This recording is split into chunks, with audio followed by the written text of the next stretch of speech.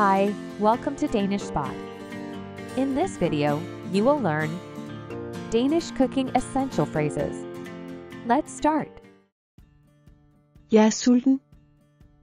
I am hungry. Jeg har ikke spist. I haven't eaten. Hvad er der til aftensmad? What's for dinner? Hvad er der til morgenmad? What's for breakfast? Hvad er der til frokost? What's for lunch? Vi spiser rester i dag. We're having leftovers today. Jeg er i gang med at lave mad. I'm in the process of cooking. Du er en god kok. You're a good cook. Lad os lave noget mad. Let's make some food. Lad os bage noget brød. Let's bake some bread. Skal vi bruge almindeligt hvedemel? Should we use regular wheat flour? Har vi noget rugmel? Do we have any rye flour? Har vi noget gær? Do we have any yeast? Vi mangler lidt sukker. We need a little sugar. Han koger pastaen. He's boiling the pasta. Kom lidt salt i. Add a little salt. Har du tændt ovnen? Did you turn on the oven? Sæt ovnen på 200 grader. Set the oven to 200 degrees Celsius. Jeg tror, kagen er færdig. I think the cake is ready. Jeg glæder mig til at smage det. I'm looking forward to tasting it. Ægget skal koge i 7 minutter.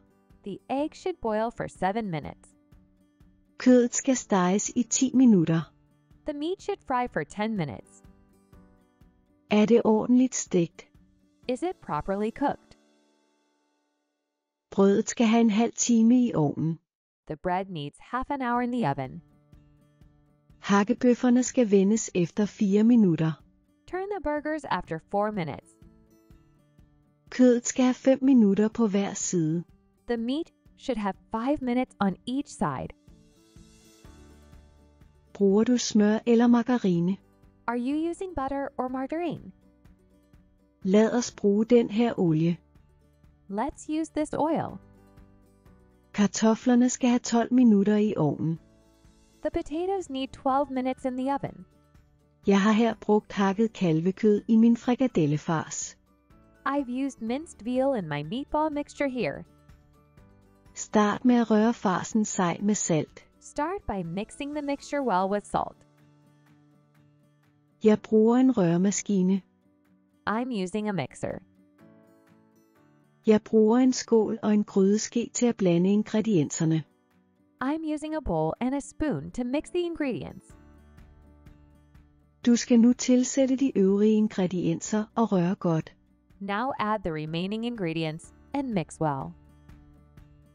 Frikadellerne er lækre og saftige. The meatballs are delicious and juicy. Nu kommer du 3 spiseskefulde hvedemel ned i farsen. Now add 3 tablespoons of wheat flour to the mixture. Farsen må ikke være tynd. The mixture should not be thin. Stil din frikadellefars på køl i 30 minutter. Chill your meatball mixture in the fridge for 30 minutes. Kom lidt smør på en stegepande og varm op ved jævn varme. Put some butter on a frying pan and heat it over medium heat. Perfect! We will continue with even more useful phrases in future videos. Don't forget to like and subscribe to our channel for updates. Thank you.